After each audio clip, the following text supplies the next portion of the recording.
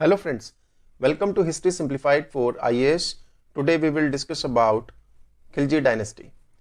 इससे पहले हमने स्लेव डायनेस्टी के बारे में डिस्कस किया था, जहां पे हमने उनके रूलर्स के बारे में डिस्कस किया and we discuss that Balban was one of the most important and strongest rulers during the slave dynasty. So 1286 में बलबन की डेथ हुई and after Balban slave dynasty में कोई ज़्यादा इंपॉर्टेंट रूलर नहीं आया। सो बलबन के बाद Mohammad Khan became the ruler and he died in a battle with the Mongols. और बलबन का एक दूसरा बेटा Bugra Khan, he was an able ruler, लेकिन उसने कोशिश की कि वो दिल्ली पॉलिटिक्स के अंदर ना आए और उसने बंगाल को ही प्रेफर किया कि वो वहां पे रूल करता रहे। बलबन के समय Bugra Khan was the governor of Bengal, so he continued as an independent ruler of Bengal after Balban. Then Bugra Khan का एक बेटा Muizuddin Qaiqabad, he succeeded Muhammad Khan, but he got paralyzed and was later murdered. Then Qaiqabad के बाद उसका बेटा कयूमार्स, उसको भी रूलर अपॉइंट किया गया, but he was a child and he died. और ये भी माना जाता है कि जलालुद्दीन खिलजी ने ही उसका मर्डर कराया था। And then Jalaluddin Khilji became the new ruler. So this event is known as Khilji revolution. Khilji revolution का नाम क्यों दिया जाता है, इसमें ऐसा क्या था कि इसको रेवोल्यूशन बोला जाता है? तो इसमें यह था कि जो नोबिलिटी इससे पहले थी, that was majorly that was dominated by the Turkish people. Turkish nobility ही होती थी जिसका ज्यादा से ज्यादा जो है से होता था डिसीजन में। सो जो वो हेजेमनी जो थी तुर्किश नोबिलिटी की, वो खत्म हुई with the Khilji revolution, because जो खिलजी रूलर्स थे they were not pure Turkish, वो अफगान और तुर्किश का एक उनका मिक्स्ड ओरिजिन था। And Jalaluddin was the first ruler from this dynasty और उसने अराउंड 6 years तक रूल किया। He is regarded as was regarded as a kind ruler during that time. So काफी काइंड था, जेनरस था, इसीलिए कुछ नॉबल्स इसको वीक भी मानते थे। So Khilji revolution non Turkish nobles द्वारा वेलकम की गई, बिकॉज जो तुर्किश हेजेमनी थी कोर्ट के अंदर वो खत्म हो गई और नॉन तुर्किश का जो से था या उनकी जो डिसीजन मेकिंग में जो उनका भी जो रोल था वो अब बढ़ गया था। सो लेकिन जलालुद्दीन ने तुर्किश को बाहर नहीं किया हाई ऑफिसर्स से, तो as per the ability of the person Jalaluddin ने उनको अपॉइंट किया, चाहे वो तुर्क हो या फिर वो नॉन तुर्किश हो। तो दोनों तरह के कोई भी नोबल हो, अगर उसमें एबिलिटी है तो जलालुद्दीन ने उसको हाई ऑफिसर्स में अपॉइंट किया। एंड जलालुद्दीन काफी, जैसे कि पहले बोला कि जेनरस और काइंड रूलर था, काफी टॉलरेंट था। उसने अपनी नोबिलिटी जो उसके अगेंस्ट भी गए थे उनको भी उसने एक तरह से फॉरगिव किया and he appointed them in high offices. और जलालुद्दीन खिलजी ने यह भी माना कि अगर आप इंडिया जैसे कंट्री, जो नॉर्दर्न इंडिया जैसा पार्ट है, अगर वहां पे रूल कर रहे हैं which is dominated by the Hindus, जहां पे मेजोरिटी पॉपुलेशन जो है हिंदूज है, अगर आपने उनके ऊपर रूल करना है तो आपकी जो स्टेट जो है that could not be truly Islamic. वहां पे इस्लामिक तरीके से आप रूल नहीं कर सकते, बिकॉज अगर आप हिंदू मेजोरिटी के ऊपर रूल कर रहे हैं तो आपको उनके रीति रिवाजों को समझना पड़ेगा और उनका जो है सम्मान करना पड़ेगा, बिकॉज जो गवर्नड पॉपुलेशन है उनका सपोर्ट होना बहुत ही आवश्यक है, बहुत ही जरूरी है उनके ऊपर रूल करने के लिए। देन अगर देखें तो मलिक छज्जू, जो कि बलबन के एक नेफ्यू थे, उसने रेबेलियन कर दिया and his rebellion was suppressed by Jalaluddin Khilji. So Jalaluddin Khilji ने मंगोलों को भी रोक के रखा एंड मंगोलों को हराया भी। और कुछ मंगोल्स जो थे वो जलालुद्दीन के समय में इंडिया में आके भी सेटल हुए। दिल्ली में काफी मंगोल्स सेटल हो गए थे आफ्टर एम्ब्रेसिंग इस्लाम। तो इस्लाम इन्होंने जो है अपना लिया था and they settled in Delhi and surrounding area during the rule of Jalaluddin Khilji. Jalaluddin Khilji ने एक कैंपेन किया अगेंस्ट रणथंभोर एज वेल। सो रणथंभोर की तरफ बढ़ते हुए उसने मंडावार और जैन को अपने अंडर में ले लिया था, बट रणथंभोर का फोर्ट जो था वो फॉल नहीं हुआ इनसे। So his campaign was unsuccessful. इस कैंपेन का जो जिक्र है, इसकी डिटेल्स जो हैं वो मिफ्ता अल फुतू में दी गई हैं बाय अमीर खुसरो। तो अमीर खुसरो ने इस कैंपेन के बारे में एक डिटेल जो इंफॉर्मेशन है इस बुक के अंदर दी है। अलाउद्दीन खिलजी, जो कि जलालुद्दीन खिलजी का nephew and son in law था, उसने जलालुद्दीन को 1296 एडी में उसको मार दिया एंड खुद अलाउद्दीन खिलजी एक नया रूलर बन गया। एंड अलाउद्दीन खिलजी खिलजी डायनेस्टी का सबसे इंपॉर्टेंट रूलर था। But as we said earlier, as Jalaluddin Khilji was a popular ruler, was a kind hearted person, so Alauddin Khilji काफी समय तक इवन दिल्ली में भी एंटर नहीं कर पाया था कि हो सकता है कि इसके अगेंस्ट में रेबेलियन ज्यादा स्ट्रांग हो जाए। सो अलाउद्दीन खिलजी ने लेकिन बहुत ही ब्रूटल तरीके से जो है रेबेलियन को दबाया, और काफी जो इसके जो नॉबल्स थे वो भी इसके अगेंस्ट हो गए। इवन कुछ रिलेटिव्स जो थे इसके वो भी अलाउद्दीन खिलजी के अगेंस्ट चले गए थे, लेकिन इसने जो काफी हार्श और ब्रूटल मेथड्स का यूज करके इन सब रेबेलियंस को सप्रेस कर दिया और उनको ज्यादा से ज्यादा जो है उनको पनिशमेंट दी। इवन जो फैमिली मेंबर्स थे इन नोबल्स के, उनको भी इसने जो है पनिश किया था। And this was not never done in the history कि जो फैमिली मेंबर्स थे नोबिलिटी के जो अगेंस्ट में जा रहे थे उनको भी बुरी तरह से ये पनिश किया जा रहा था। So that was a new thing, ऐसा पहले कभी नहीं हुआ था, at least during the period of सल्तनत। सो जो डिफेक्ट करके आए थे अलाउद्दीन खिलजी की साइड में कि वो पहले दूसरी साइड में थे, देन अलाउद्दीन खिलजी ने किसी तरीके से उनको ल्योर किया बाय गोल्ड, बाय मनी। वो लोग जो अलाउद्दीन खिलजी की तरफ आए थे उसको भी अलाउद्दीन खिलजी ने, उन लोगों को भी जो है या तो मरवा दिया और या फिर उनको जो अपॉइंट नहीं किया उनको डिसमिस कर दिया उनकी पोजीशन से। That was also done by Alauddin Khilji, because Alauddin Khilji ये सोचता था कि अगर उन्होंने दूसरों के साथ धोखा किया है तो वो जो नॉबल्स थे वो अलाउद्दीन के साथ भी धोखा कर सकते थे।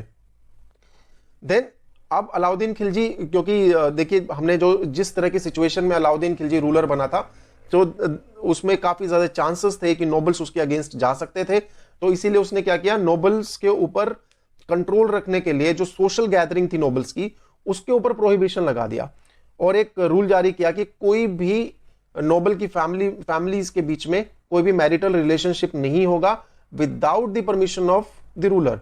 सो अगर मैरिजेस करवानी है आपस में नोबल की फैमिलीज को तो उसके लिए अलाउद्दीन खिलजी की परमिशन लेनी पड़ेगी।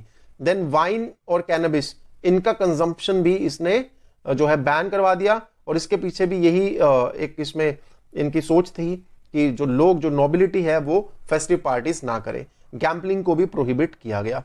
सो वाइन को तो पब्लिकली भी इन्होंने प्रोहिबिट कर दिया था। देन स्पाई सिस्टम को भी रीऑर्गेनाइज किया गया।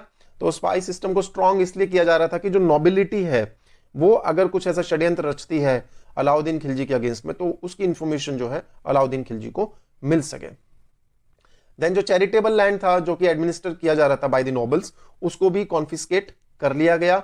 Military department which was known as Diwan-e-Arz, इसको पहले भी हम देख चुके हैं, तो उसको रीऑर्गेनाइज किया। स्टैंडिंग आर्मी बनाई। स्टैंडिंग आर्मी को इसने कैश में पेमेंट करना शुरू किया। सो कैश में पेमेंट करने के लिए इसको अब ट्रेजर में जो है हमेशा मनी चाहिए थी, बिकॉज जो पहले जिस तरह से लैंड अलॉट करके पेमेंट की जाती थी उसकी जगह इसने कैश पेमेंट करना शुरू कर दिया। देन मिलिट्री में एक और चेंज जो आया, that was the branding of horse, और दूसरा डिस्क्रिप्टिव रोल ऑफ सोल्जर्स। तो पहले सिस्टम जो कि हॉर्स को ब्रांड किया जाता था दैट वाज दाग सिस्टम। इस सिस्टम को दाग सिस्टम बोला जाता था कि जो हॉर्स की थी कैटेगरी बनाई गई थी अलग अलग। सो लाइक इफ वी से कि ये ग्रेड ए का हॉर्स है, ये ग्रेड बी का हॉर्स है, तो इस तरीके से उन्होंने कैटेगराइजेशन कर दिया था हॉर्सेस का। देन दूसरी चीज जो है दैट वाज चेहरा सिस्टम। चेहरा या फिर हुलिया बोला जाता था इसको, जिसमें सोल्जर्स का जो है डिस्क्रिप्टिव रोल प्रोवाइड किया जा रहा था। देन एक इंपॉर्टेंट जो इवेंट इसके समय पे भी हुई that was by the Mongols. तो जो मंगोल्स थे वो अभी भी काफी खतरा बने हुए थे। मंगोल्स के अगेंस्ट में इसने अपनी एम्पायर को प्रोटेक्ट करके रखा, as was in the case of Jalaluddin Khilji. So that continued. लेकिन जलालुद्दीन खिलजी के लेटर पीरियड में कुछ मंगोल्स जो हम बोल रहे कि वो दिल्ली में आके बस गए थे, सराउंडिंग एरियाज में बस गए थे। तो अलाउद्दीन खिलजी जिस समय नया रूलर बना तो उसने मंगोल्स का काफी ज्यादा मसैकर भी किया था दिल्ली और उसके सराउंडिंग एरियाज में। लेकिन वो अलग बात है। मंगोल्स जो कि इंडियन फ्रंटियर्स पर उस समय भी मौजूद थे, उनके अगेंस्ट इसने अपनी एम्पायर को प्रोटेक्ट किया by ensuring that proper protection is being provided at his frontiers. और जो मिलिट्री में जो चेंजेस किए गए, like there was a large standing army, और मोटिवेशन बढ़ाने के लिए कैश में पेमेंट की जा रही थी सोल्जर्स को। तो इस तरीके से उसने मंगोलों को जो है खदेड़ के रखा, उनको इंडिया में एंटर करने नहीं दिया। उसके अलावा काफी ज्यादा एक्सपेंशन हुआ सल्तनत का इसके समय पे। तो पहले तो गुजरात में 1304 में कॉन्क्वेस्ट किया गया। अब इसका फायदा क्या हुआ इनको, क्योंकि गुजरात कोस्ट से वेस्टर्न एशिया की तरफ, मिडिल ईस्ट की तरफ जो रूट जाता था उसके थ्रू हॉर्सेस लाए जा सकते थे। हॉर्सेस के लिए ये वाला जो रूट है वो काफी इंपॉर्टेंट था। देन मलिक काफूर जो एक इंपॉर्टेंट इसके लिए जनरल बना बाद में, उसको भी गुजरात कैंपेन के समय पे ही कैप्चर किया गया था। रणथंभौर भी 1301 में 1301 में अलाउद्दीन के अंडर में आ गया था।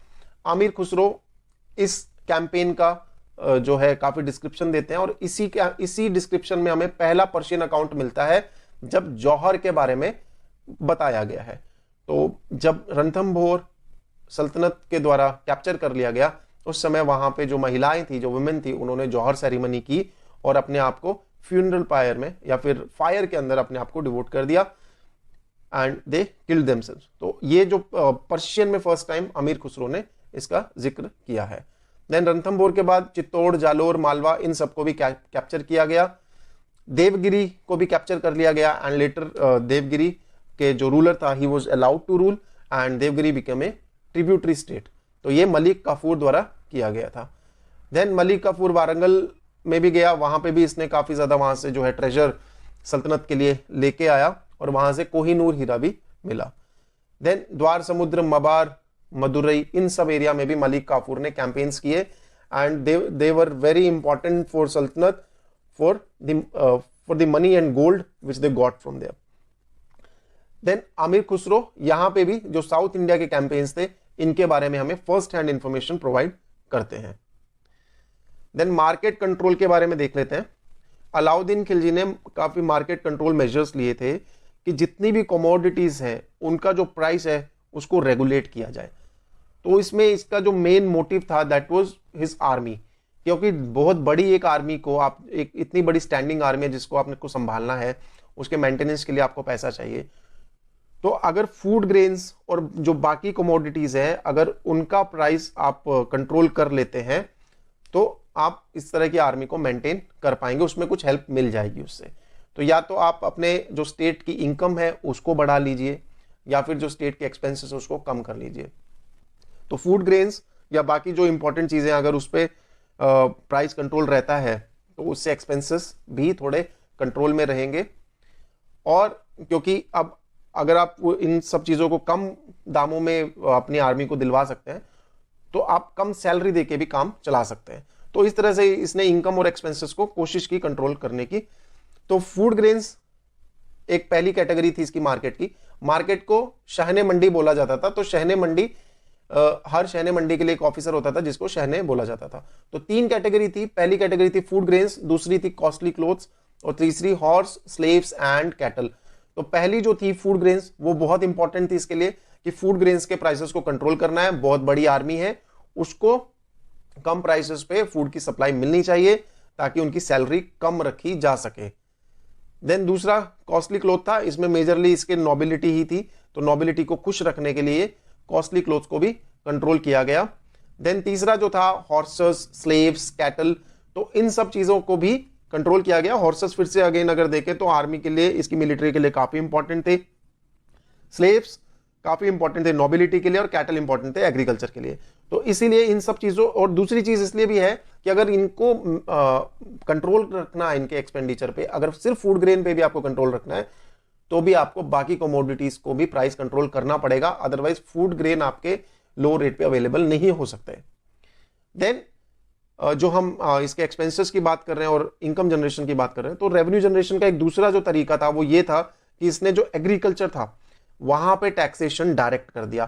तो वो भी एक इंपॉर्टेंट चीज हो गई कि जैसे कि पहले जमींदारों के थ्रू में जो टैक्स आ रहा था, इसने अब क्या किया, डायरेक्टली पेजेंट से टैक्स लेना शुरू कर दिया।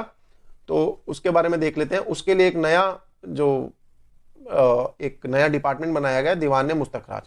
तो दीवाने मुस्तखराज का काम क्या था कि जो कल्टीवेटर्स थे उनसे डायरेक्ट टैक्स कलेक्शन किया जाए, बीच में कोई मीडिएटर नहीं होगा, डायरेक्टली कल्टीवेटर से टैक्स ले लिया जाएगा।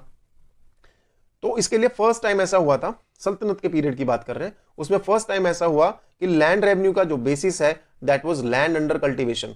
सो कितना लैंड कल्टीवेशन में है और वो किस तरीके का लैंड है, उसके अकॉर्डिंग लैंड रेवेन्यू रखा गया। और लैंड रेवेन्यू लेकिन काफी ज्यादा था, that was half of the produce. तो प्रोडक्शन जो हो रहा था ग्रेन्स का, उसका हाफ जो था that was going to the state. तो काफी ज्यादा एक्सप्लॉयटेशन हो रहा था फार्मर्स का इस समय में भी। सो खुद्स और मुकद्दम्स जो कि विलेज हेडमैन होता था, जमींदार होते थे, उनको भी बराबर टैक्स पे करना था जैसे कि पेजेंट्स को पे करना होता था। तो ये जो ग्रुप था पहले they were kind of exempted from these taxes, लेकिन अलाउद्दीन खिलजी ने इनके ऊपर भी वही सेम टैक्स लगा दिया जो बाकी पेजेंट्स पे लग रहा था। और क्योंकि अब जो डायरेक्ट टैक्स लग रहा था तो पेजेंट्स को एटलीस्ट जो मीडिएटर्स, जो इंटरमीडियरीज का जो एक्सप्लॉयटेशन था वो नहीं झेलना पड़ रहा था। अभी उनके ऊपर सिर्फ एक ही एक्सप्लॉयटेशन था, that was being done by the state. Banjaras को रजिस्टर किया गया, तो बंजारास को रजिस्टर करने से क्या हुआ कि जो स्टेट रजिस्टर्ड बंजारास है सिर्फ वही ग्रेन्स खरीद सकते हैं और उनको एक जगह से दूसरी जगह जाके बेच सकते हैं। स्टेट वेयर हाउसेस बनाए गए। देन जो ऑफिशियल्स थे जो टैक्सेशन डिपार्टमेंट में, लाइक दीवाने मुस्तक राज में या फिर जो भी डिपार्टमेंट इससे रिलेटेड थे, वहां जो ऑफिशियल्स थे उनकी सैलरी को बढ़ा दिया गया। तो उनकी सैलरी को इसलिए बढ़ा दिया गया कि करप्शन कम से कम की जाए। एंड दूसरी चीज जो थी, उनका स्ट्रिक्ट ऑडिट किया जाता था। और स्ट्रिक्ट ऑडिट के साथ साथ अगर कोई ऑफिशियल हेरा फेरी कर रहा है तो he was being punished severely. तो इतना ज्यादा पनिश हो रहा था कि ये एक अकाउंट में ये भी कहा जाता है कि ये ऑफिस कोई चाहता नहीं था कि उसको सरकारी नौकरी में वो इंसान जाए, एटलीस्ट टैक्सेशन डिपार्टमेंट में तो ना ही जाए। तो इस तरह के अकाउंट्स भी मिलते हैं।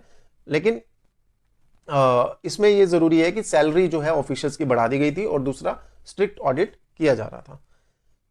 देन जो हम पहले बात कर चुके हैं कि जो लैंड रेवेन्यू था, काफी यहाँ पे हाफ ऑफ द प्रोड्यूस था, काफी इससे इनकम जनरेट हुई होगी।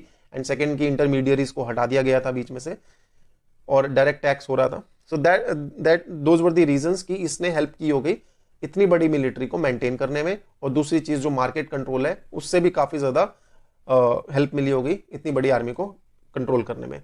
सो आर्मी के साथ साथ जो इन्फेंट्री के साथ साथ जो दूसरी विंग है कैवेलरी, उसके लिए भी जो हमने पहले देखा गुजरात इनके अंडर में आ गया था, तो हॉर्सेस की सप्लाई सुनिश्चित हो चुकी थी। दूसरा जो लैंड रेवेन्यू के जो टैक्सेस थे उससे भी काफी ज्यादा इनको स्टेट इनकम जनरेट हो रही थी। और एक जो साउथ इंडिया के इनके जो कैंपेन्स थे उससे भी इन्होंने काफी ज्यादा जो है स्टेट के लिए रेवेन्यू जनरेट किए थे। तो इसको यहीं पे खत्म करते हैं। इसके बाद हम लोग तुगलक डायनेस्टी की तरफ बढ़ेंगे और उसको डिस्कस करेंगे। So thank you very much for now and have a very nice day.